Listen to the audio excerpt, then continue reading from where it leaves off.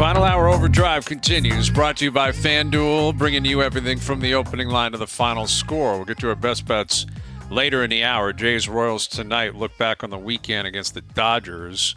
What happens with the Jays moving forward. Richard Griffin coming up, Pierre LeBrun coming up. A couple of games in the Stanley Cup playoffs tonight. And as we've been saying all day, if you're rooting for a 7-game series, it basically has to be Dallas-Vegas right now. It feels that way anyway. Right. That said, Tampa, they stayed alive, right? Like, I'll credit the Islanders, I'll credit Tampa, they stayed alive. They were down 3-0. They could have got swept. Doesn't it seem like the motivation to just get that one to say you didn't get swept and then you just get crushed the next one? Yeah, I could see that. I think I expect Carolina and Florida to win Game 5. I think Florida ends it tonight. Carolina will end it tomorrow. But, yeah, and I think you can take pride in that. On both of those teams. Like, the Islanders had to go on a run to get in. They got in. Good for you. Tampa had an unbelievable window. Won 2 cups, 3 cup finals. Tons of character and pride. Good for you. But that's it. Florida, Carolina, New York, likely the Bruins. Like, those have been the 4 best teams in the East all year. They're all in the driver's seat, and the Rangers are already through. Yeah. Right? That Rangers, everybody called it. Everybody saw it. They're just outmatched. Yeah. I mean, I love that Obi afterwards came out and said, this is on me. I got to be better. Like, he at least owned it. Like, he didn't run and say, this and that. Like he just said, and yesterday he played his least amount of minutes. I think he played just under 16 minutes. Mm-hmm. And Carberry couldn't find any matchups for him, couldn't get him going, couldn't anything, called him out in the previous game. But Ovi just said, this falls on me. I need to be better, and I wasn't. And, yeah, kind of seems like. But when it's up to Ovi to get, it's just they weren't good enough. Their playoffs was just Rangers to get in. So good. The Rangers are legitimate. They're the reason why you win the President's Trophy, and then you just continue to roll through. The next series will be interesting for them. Now, it'll be Carolina, correct? If yes. Carolina gets through, so that'll be a hell of a series. That'll be a great series. Big time. Yeah, that'll be a great series. I mean, that's where it's going. On the other side, it's going to be Florida, I think, tonight. And then if they get through, I mean, that is going to be more of a motivation for the Bruins to end the Leafs tomorrow night, right? If you're the Bruins, you don't want to extend the series. If Florida's sitting there waiting for you, right? And that will we'll cross the bridge when we get to it, but the Rangers winning in a sweep, if Carolina wins it in 5, if Florida wins in 5, and the Bruins win in 5, like that rarely happens where the 4 best teams and the 4 top seeds just cruise. Yes. Like, no one's putting up a fight. There's always an upset. There's always an upset, or at least a fight. And I guess at this point, you've got the Islanders, the Lightning, and the Leafs. They're all down 3-1. Who do you think's got the best chance at making it a fight? Could you see at least Tampa? Could you see Vasilevsky stealing one? Kucherov? He has the history of doing that, of course. Kucherov's going to win the Hart. I mean, you could see it, but you're just talking about Kucherov's going to win the Hart this year. And to me, there's a guy who has been frustrated. He's gotten some points, but he hasn't been, peak Kucherov. I don't know. I mean, that Tampa, I think, could get one. I guess you'd go Tampa because of their history. Right, not even because of what's happening right now. Not even taking into consideration the way Florida's playing, Boston, Carolina. They've all been playing really well. Tampa does have a history where they've earned it. Right, have some faith in them. Right, that they might show some backbone. I don't know if you can say that about the other teams we're discussing here. Here's Pierre LeBrun, our TSN Hockey insider. Just talking about the East, Pierre, and the Rangers are through. It kind of feels like Carolina and Florida and the Bruins are just going to cruise through. And what does that say about the top 4 teams in the East and basically everyone else?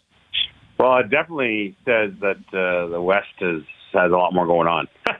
That's in terms of teams that, if you listed your top 10 teams before the playoffs to win the Cup, you'd have more teams out of the West in it for sure, I think, than the East. And that's seems to be playing out as far as the disparity in the first round. But to what you guys were just talking about, I'm not ready to count out the Leafs yet. I mean, obviously, I'm going to be Captain Obvious here, but where Auston Matthews is tomorrow night, we'll have a pretty big barometer on if the Leafs can come back. But I'm not ready to the Bruins were talking about this after the game the other night. You were there, Brian. I mean, they were taking questions about being up 3-1 in Florida last year, and that's dancing in their heads a little. So if you're going to ask me which series in the East I think it still has some juice, I do think it's Toronto-Boston, as long as 34 is a part of the script there.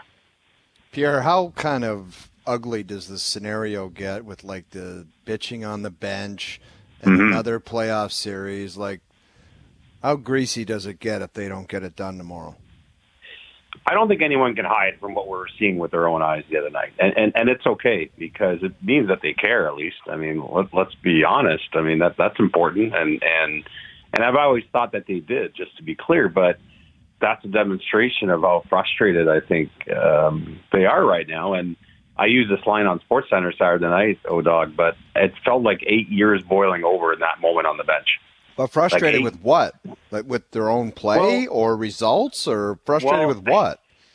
I mean, I think in the moment it's frustrated that they can't produce more offense against Boston, for sure. That's the most obvious answer for me. But I think in general, my point is that something burst there where when you keep running out the same thing 8 years in a row and hope it's a different outcome. And it's not because they don't want to win and they're not trying and they're not good players, but it's the same script over and over again. And again, this series isn't over. So next time I'm on, we may have a whole different conversation. But in the moment, you want to talk about Saturday night, I mean, those guys are feeling it. Like, why is this happening to us every spring? I mean, 6 home playoff losses in a row is unbelievable to me. Insane. Like you can't pretend to be among the top cup contenders in the league and lose 6 home games in a row in the playoffs. I'm sorry. Yeah, I agree. Pierre, what do you make of the whole Matthews situation? We were talking about, and we're not going to speculate, wouldn't ask you even if you knew, but it's more about, there's a sickness / injury or whatever, and obviously the Leafs are under a cone of silence, but it's, he doesn't look right. And that's the one thing. Yeah. He doesn't look, whether, if physically healthy from a standpoint of the flu or physically healthy from, an injury or a tweak, but Matthews does not look right. How do you report that? How do you look at that, even if you're the Leafs? Because isn't there something from the league where you've got to at least, release something, and right now it's just been, hey, he's sick, and it's been lingering, and it gets worse when he plays.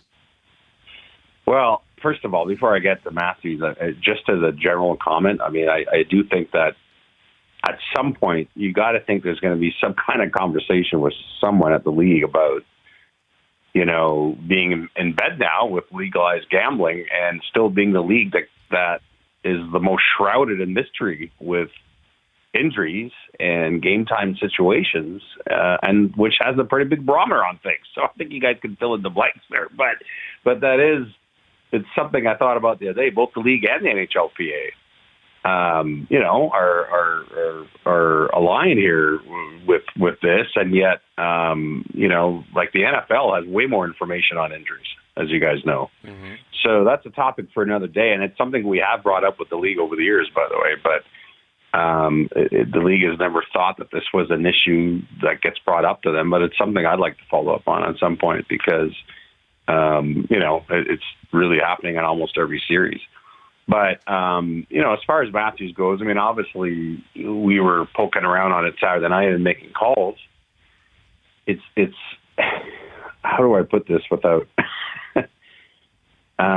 obviously you're getting information, but one of the things at this time of year is you're getting information and then you have to ask yourself, do I completely trust it or not? Right. And I do in this case, in the sense that there's clearly, he's not right. And he was so dynamic in Game 2. And that was one of the best playoff games I think we've seen him play in Game 2. And then he just has been off ever since and, missing some practices, being pulled out of Game 4. He's clearly not right. But obviously, once the playoffs are over, they'll be in a position to shed more light on it. And listen, I live in a house with 2 daughters who are diehard Leaf fans. What do you think they're asking me every 2 minutes? It's no different than when Nylander was out. It's a topic of interest, but no other sport like it for teams trying to keep those things shrouded in secrecy, to use your words, Noodles. Yeah. Yet again, as I said, they started the series by saying no medical updates, and now they're going above and beyond with a medical update on Matthews. What do you mean? They're over describing the criticism, I don't mind it. I don't think Steve Keogh will be. I mean, I think you'll understand why I'm bringing this up publicly. Steve Keogh is in the head of PR for the Leafs, and Hayes, you were sitting beside me Saturday night, so you know where I'm going. But when the update came out at the start of third, that Auston Matthews was out. One of the things I pointed out, and I get it, but why didn't the Leafs say out with illness instead of just out? I mean, why in this market where there's already people running rampant with with crazy things at all times, and I'm reminded at crazy time like Saturday night. Pierre, who cares anyway? Like it just doesn't. It's just. Well, you think the Boston Bruins, like they're going to say we don't know who's starting? Do you think the Bruins are going, oh man? Like nobody cares. That's the thing. That's why it sounds so stupid. Is no one cares. Right. Well, that's what I'm saying. So I at the very least, at the start, when the Leafs tweeted out that Auston was out, they should have said with illness, because that's what they said post game anyway. Right. Why not say it in the moment? That's just a little thing that bugs me. Yeah, I mean, and ultimately, what matters is he's playing or not. And if he's not going to play, then it's obviously a very different situation. And, what also is unique to the NHL and Stanley Cup playoffs is, there's this aura around players playing through everything, yes. and there's probably some sensitivity there also that Nylander already missed 3 games. We don't know all the details on that. Now Matthews leaves in the third period after they're down 3-0, getting booed off the ice. Will he play Game 5? All this is hanging over them, and yet at the end of the day, they're down 3-1 and their backs are up against the wall. Not the case with Vancouver and Edmonton, where they're both up 3-1, and it appears as if they're on a crash course to meet each other in the second round. Oof. Which would be an incredible series. Edmonton, I think that was a really important and significant way of winning last night, where they just pushed everything to the outside. It was really boring. They score on the power play and they win 1-0, and now they're in the driver's seat. Where Vancouver, it was the polar opposite. They're down 3-1. They scored 2 goals late. Besser a hat trick, and then Lindholm, a guy who they acquired and then reportedly tried to flip 2 weeks later. Hated him a week later. Yeah, he scores the OT winner, and everything's all good in Vancouver. What do you make of it? Yeah, he may or may not have almost been a Boston Bruin before March 8th, but it's everyone involved is trying to distance themselves from all that talk. Let's start with the Oilers. I'm heading back to Edmonton tomorrow, and that was so impressive to me last night, in part because it was not their A game at all, but they found a way to grind out a greasy road win with what they had. And, it's funny, right before the playoffs started, the first day I got there in Edmonton, Matthias Ekholm was doing a big media scrum, and he was asked about all the years he's played playoff games in Nashville, obviously went to a cup final. And he was asked about, how do you know when you're on a team that's going to figure out a long run? And he said one of the key things for him is you got to learn to win ugly some nights during a playoff run where you just don't have it as a team. It's not going the right way, but you just gut it out. And I know it sounds simple to say, but when you hear him say it out loud, the way he was saying it, that's what happened last night. I mean, that's their lowest shot total in years. They just couldn't get a lot going offensively, which is remarkable for them. The Kings played a really good, strong 5-on-5 game, emptied the kitchen sink on them.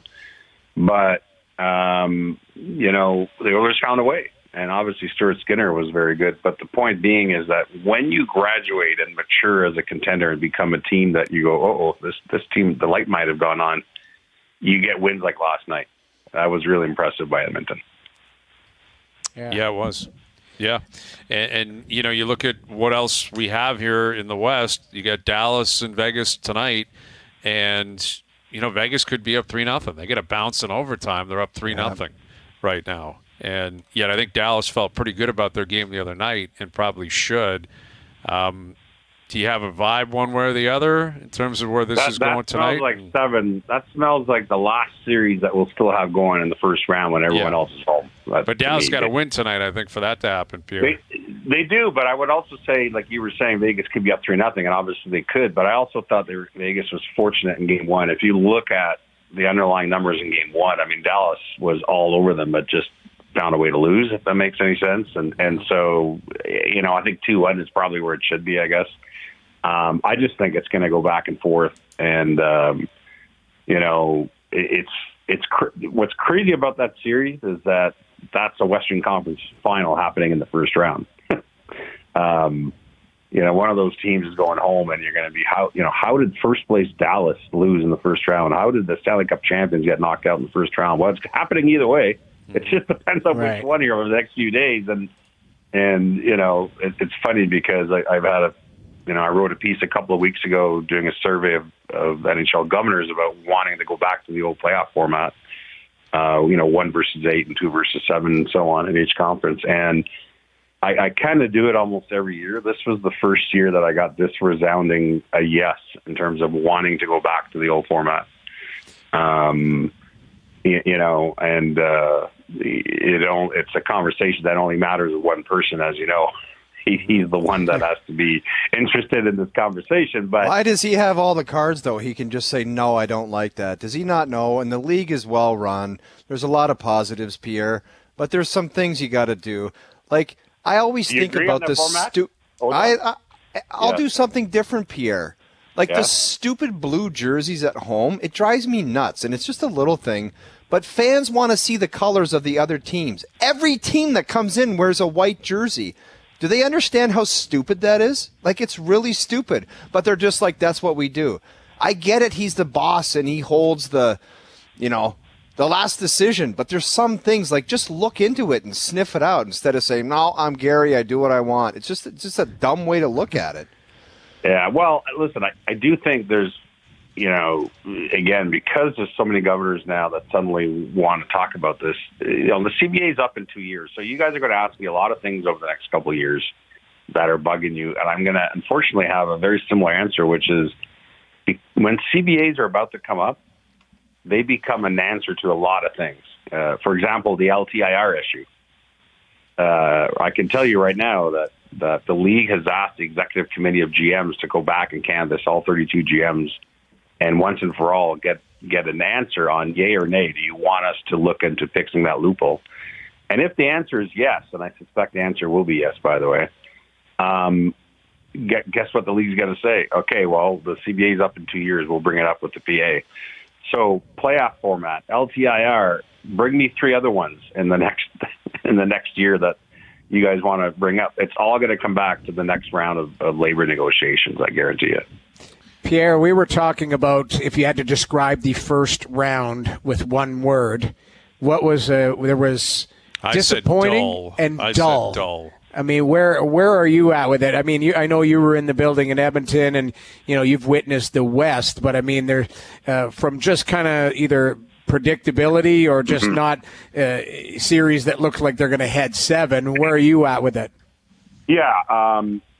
Taking aside the crazy ending in Nashville last night, which was unreal, I would say the one word I would use overall for all 8 series is underwhelming.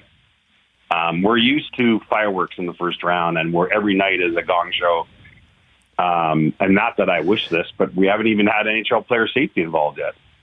I mean, usually there's all these things going on, and by the way, so that's good. We don't want anyone to get hurt, but I'm just saying there's not been as much chaos as we're used to. But first round isn't over. That's true. It's not, Pierre. You're a glass half full guy. I like it. Great comment to end it, Pierre. Yeah, I like it. We'll leave it there. Let's hope that's the case. Let's see who can push it. Was that the reverse from O-Dog on Great Question? Did he just reverse me there? Yeah, kind of felt like no. I didn't say great question. I said great comment. It really got everyone fired up when you said it's not over the first round. It gave us all hope. It was a shot of adrenaline, Pierre. There you go. Thank you, Pierre. Good luck with Ezekiel Elliott back in Dallas as well. I told you Saturday that was happening. You were listening. I know. He's coming back. I love it. Bring him back. Apparently he's a monster right now. There's some vids out there circulating. Yeah. His off-season repertoire, I don't think, is intense. Doesn't he have food tattooed on his stomach or something like that? Doesn't he have the word? I don't know. I swear to God. I swear to God, I'm not being disrespectful. There's a spoof video of an absolute monster, and he's doing these cone drills, and he starts spooning in the cereal before he does it, and then he just falls down. It's outrageous. So here's what I'll say. The Cowboys have had such a disaster of an offseason that at this point I'm actually fully invested. Every team in the league says, well, you don't spend on running backs anymore. Running backs are devalued. You should not spend on running backs. I love the fact that the Cowboys are doing this for the NFL. They've decided not to have a running back this year. I love it. Yeah, exactly. And it's all on Dak, right? It's on Dak and Mike McCarthy. It's almost like they're waiting for it to fall apart. And then they'll change directions. I wouldn't be surprised. All right, Pierre. Thank you for this. All right, guys. See you later. Pierre LeBrun, TSN Hockey Insider. It sounds like Jason Kelsey's on his way to ESPN as well, which... That'll be a win. Oh, yeah. I mean, you knew that was coming if he wanted to get into media. I thought he might kind of avoid conventional media, just keep doing his podcast. And yet, I think it's a smart play. Like the iron is hot right now for the Kelsey brothers, for Jason Kelsey.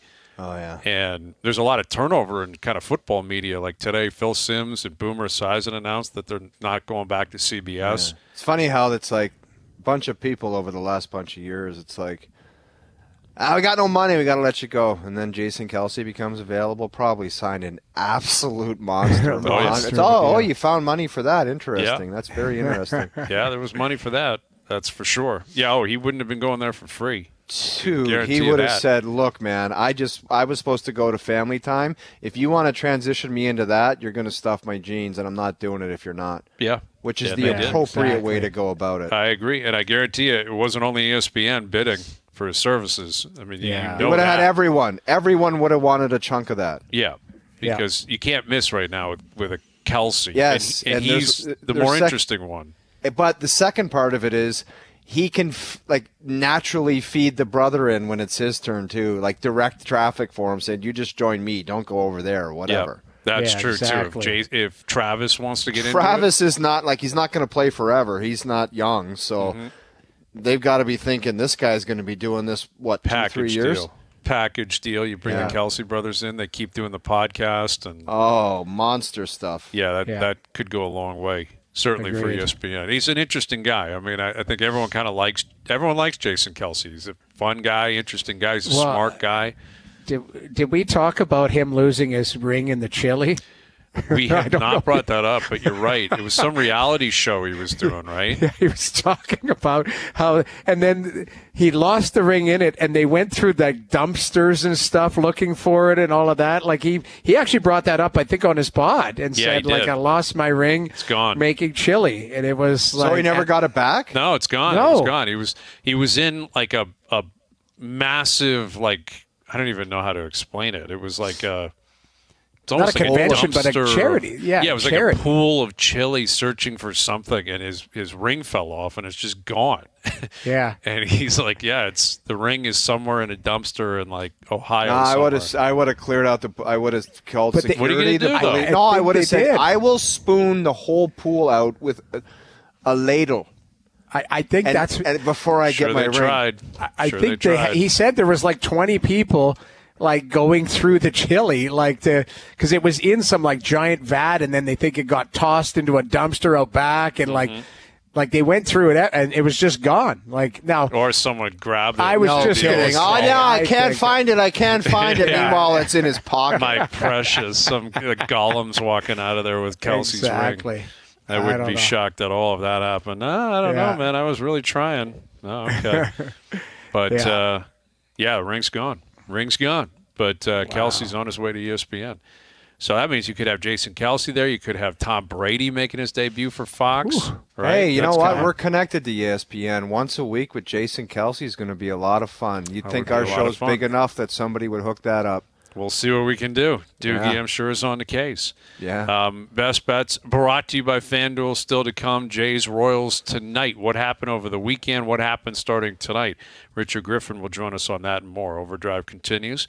TSN 1050 and on the TSN app. All right, today's best bets are powered by FanDuel. Make your picks and assemble a same-game parlay in seconds on the FanDuel Sportsbook app. A glutton for punishment. I'm going to go back to the well here. Vladdy Guerrero to record a hit tonight.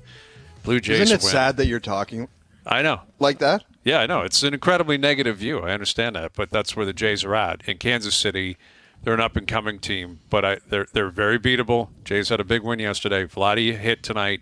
Jays win over 4.5 Blue Jay total runs. You got a guy on the mound tonight for Kansas City that doesn't really have any history, 27-year-old minor league journeyman, and if you can't get after this guy when you have to get after this guy, that is concerning. So I'm going to reach for positivity tonight.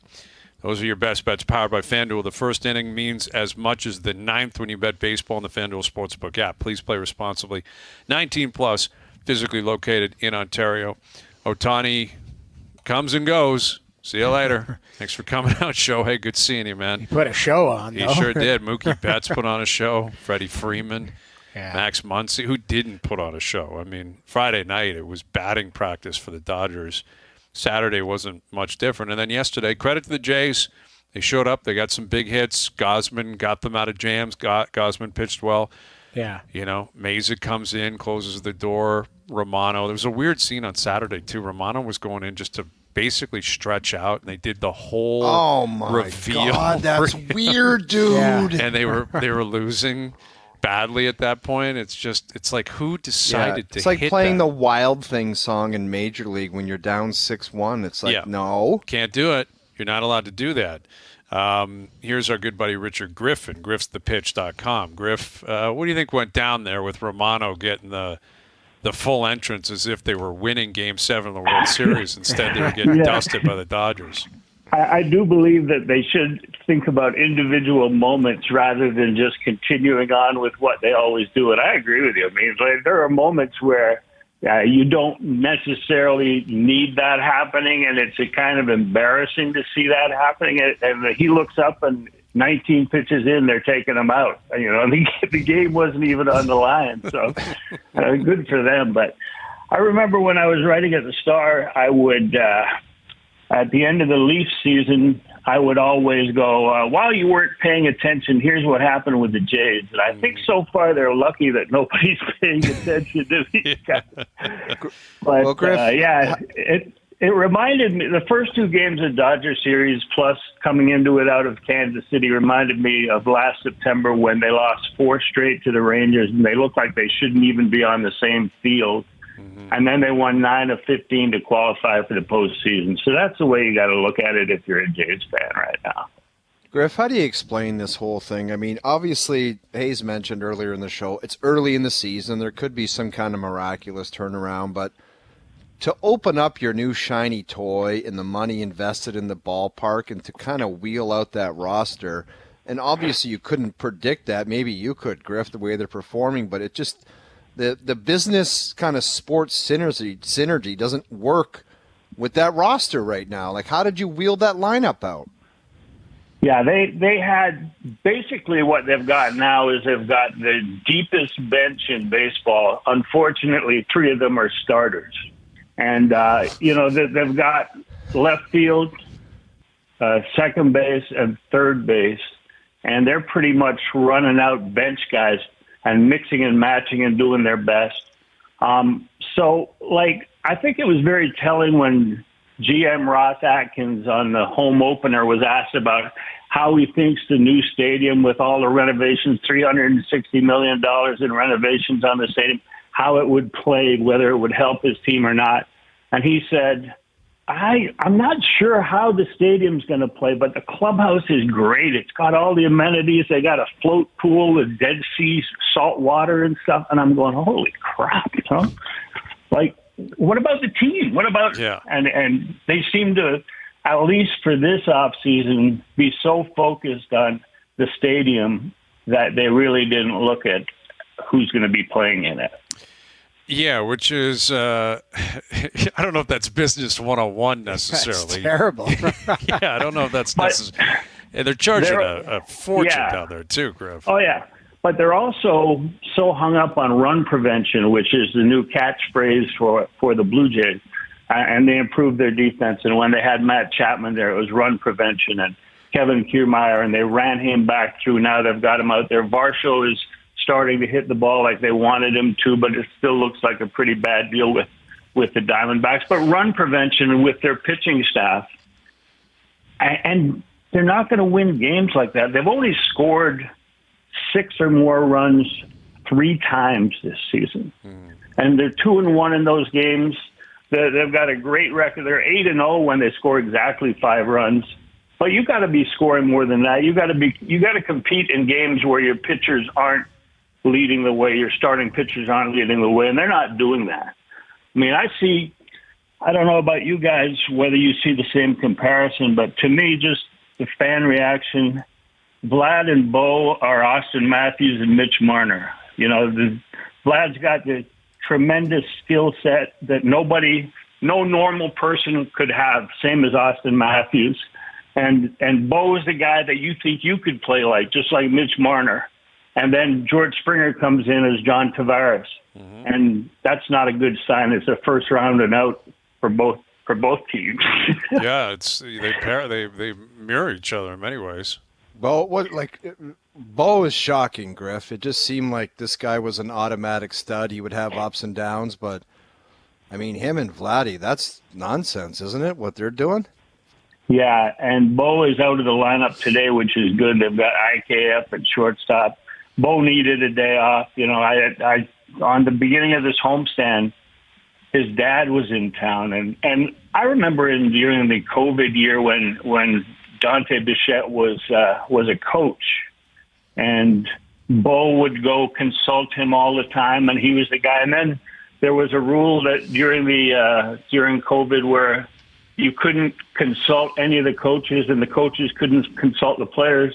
So Dante just quit because he was living with Bo, and that didn't make any sense. And now the Jays have so many hitting coaches. They got 4 guys in the dugout, and you see Guillermo Martinez. He's not even turning around looking as Bo is talking to Matt Haig or one of the other coaches, and the offensive coordinator did his thing. Don Mattingly did his thing before the game. So, like, he's not talking to anybody right there. And I think that Bo is a confused young man at the plate. And, you know, it's a long season. You guys talked about the cliche that they're lucky that they play 162 games, and it's only April the 29th right now. But he better straighten it out. Otherwise, this team is going to stay as a low-scoring team, struggling to win close games. How about Alejandro Kirk? And I know there's been an injury, and he had a home run and was 3 for 3. But, I mean, you know, this guy needs to kind of get his act together going, too. Because, I mean, all we talk about is Moreno on here, unfortunately. And, you know, rightfully so. He's played so well. But where are you at with Kirk? Well, I heard you guys sort of down on the boy at the end of last week, a few days in a row. But I've done some interesting research here, and Kirk, you know, he was with Jansen out. He was playing almost every day, and Bryan Servin only played 3 or 4 games during that stretch. And here's a number for you: when he played in his 3rd or 4th day in a row, not game, in his 3rd or 4th day in a row, he was 1 for 21 before Jansen came back. So he was 1 for 21 when his workload equaled him as a load. And since then, he's hitting .389 with an OPS over 1,000 since Jansen is back, and he's played 7 games in that stretch without having to play back-to-back. So maybe that's all he needed was to get a load off his feet every other day. And it seems to be working out, but they do need catching to provide a lot of the offense. And Jansen came back hitting the ball hard. And now if Kirk can straighten himself out, then behind the plate at least they'll be okay. Yeah, with Richard Griffin, I mean, Jansen, it always comes down to health with him. He's just had so many health issues throughout his career. I know you're a big fan. I'm a fan of the way he operates. I know they are in the clubhouse. And, you know, those statistics point to the idea that they're going to need both these guys. Like you said, Jansen's got to stay healthy, and Kirk can't play every day, which is the nature of the position. I mean, asking a guy to play every day behind the plate is incredibly difficult to do. But yeah, when you weigh 280 pounds also. Yeah, that's not exactly. I mean, he's really putting himself in a tough spot. But, you know, run prevention. Fans, it's constantly the conversation is run production, and you just look at their counterparts in the American League East, they're miles behind, obviously, the Yankees and the Orioles, but they're chasing Tampa down in terms of run production, Griff. And it's a serious issue, and that's the carryover from last year. That's you talk about selling tickets and sizzle. If you can't hit home runs and create offense, it's difficult to sell run prevention.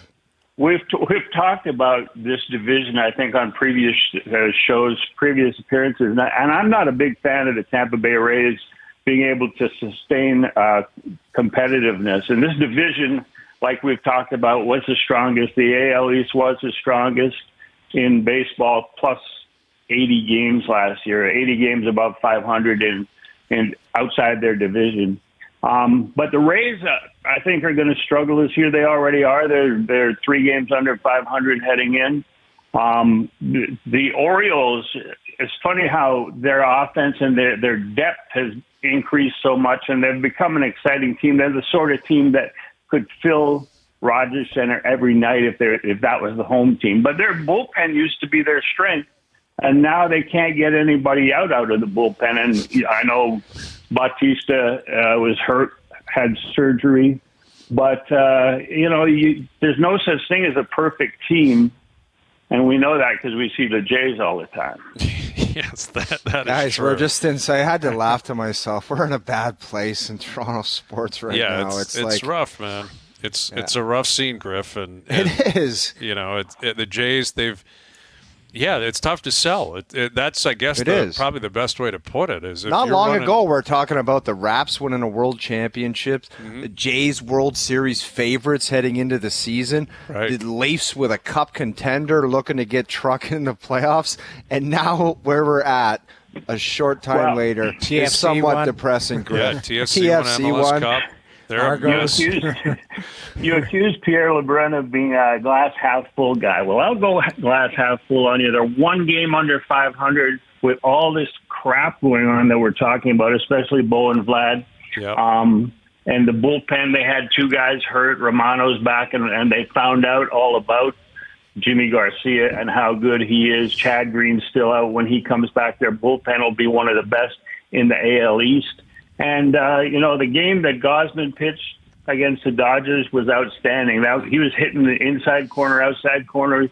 His splitter was working very well. So if he's back, Barrios is there. Kikuchi keeps amazing me because his velocity keeps going up, and he's added that curveball that he's getting people out with. So, as a glass half full guy, there's a long way to go. It's the end of the first month of the season.